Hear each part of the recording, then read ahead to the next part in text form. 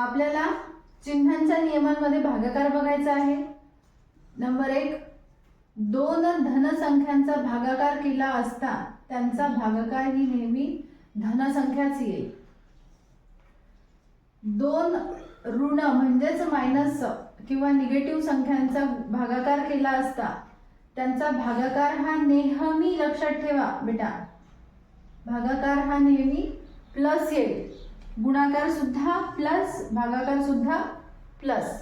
त्यानंतर थर्ड आणि फोर्थ बघा,